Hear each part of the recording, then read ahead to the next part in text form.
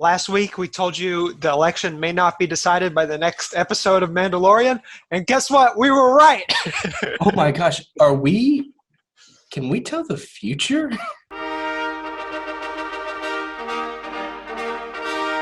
It's Mandalorian.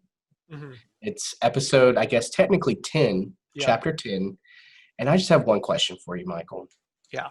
Where is Weathers? Where is Carl Weathers? We will not rest until he is in an episode. I'm like Charlie Brown over here just being like, good grief, where are you, dude? Like, come on. If that's any indication of what this episode is about, we still do not have any other returning characters besides Mando and Baby Yoda. And Amy Sedaris And Amy Sedaris. with the weirdest wig I've ever seen.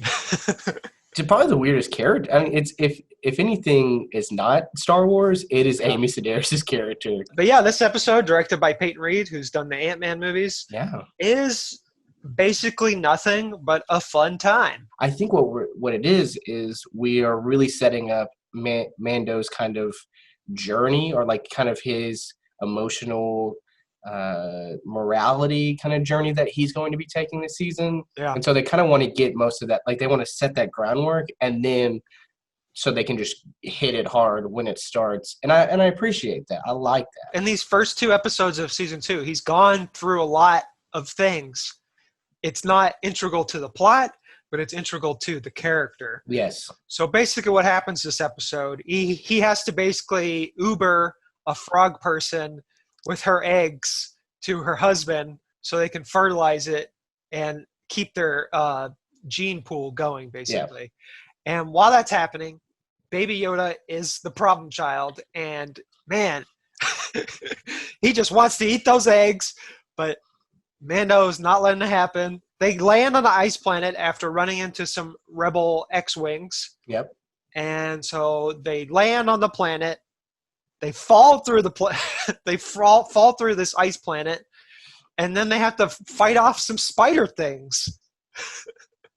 Chaos. And that's the episode. That's it. He cannot speak the language of this frog lady. And then you have him just chasing around Baby Yoda, who causes almost every problem in this episode. Man, if Baby Yoda isn't just the darn cutest thing you've ever seen. Yeah, it's like our kids, you know. It's like you see them do something dumb, and you're like, oh, but I love you so much. And I think too, I don't know what it was about this episode that I felt just so connected to Baby Yoda. It's just to be like, because I see my 14-month-old daughter. I'm like, that's what she does. Like and like the part so in the beginning of the episode, Mando's attacked randomly by some people who want to steal his stuff. And Baby Yoda is thrown off the speeder bike, and you're like, yeah. And then he's kind of crying, you know, or like kind of whimpering, and you're just like, why am I so emotionally connected to this puppet? Mandalorian is a single father just trying to make ends meet as he tries to transport the baby to the spot that he needs to get to.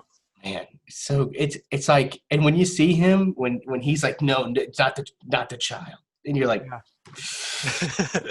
you feel it as a dad. Yes. That's it. There's really nothing else to talk about. I think the only other thing that like really stood out to me was when he's being chased by the rebel pilots through this ice planet, and he does some insane moves, and they're like, he's going to destroy his ship. And I think in that moment, I was just like, this is what I want Star Wars to be. You know, we've talked about like, you're not like the biggest Star Wars fan. Yeah. I love Star Wars. And as I'm watching, I'm like, this is what I like. I want this. Like, like I love the movies, but like right now, like this is peak Star Wars for me. Like it just like, I don't know what, it just makes you giddy.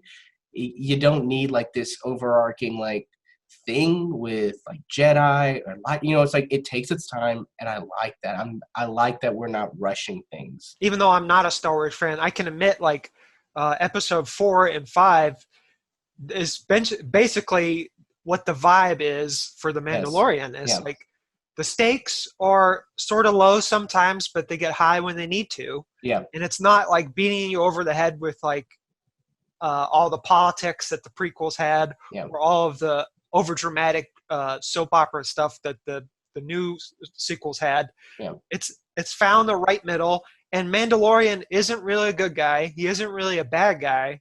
and he's not really a neutral guy either, because he's going to do things that benefit him. He's sort of like Han Solo in that respect. He's doing what he thinks is right, but at the same time, he's doing what he thinks is right for himself too. Even though I hate Star Wars, I know what makes it good. You're right. And again, that's what I love about Star Wars, is that it's so universal, that it just has these things that, you know what, I love that we're getting into the gray of Star Wars. So like, yeah, good is good and bad is bad, but you know what, there's like this thing in between. There's like this middle ground. There's a little bit of gray, and I love that we're finding ourselves in that. What do you guys think? Let us know. If you hate Star Wars but love Mandalorian, let me know, because I feel like there's more of us than we think. Yeah, you guys are like the Mandalorian. Yeah. We are going to uprise and change Star Wars. This is the way. This is the way. Quill!